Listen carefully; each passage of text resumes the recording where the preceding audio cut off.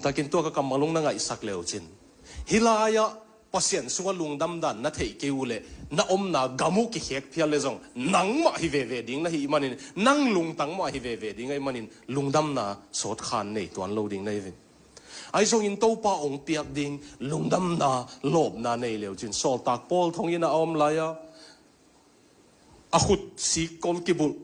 lai siang thona ngon gel theilo aman gen tho ina akyang ati tuin gel atop na anwaya ti tu kong gel sakhi chiliang ang tua kom koma zale som guk vei walbang lungdamun ke lungdam hing na lungdamun rejoice in the Lord nuam ngaun chi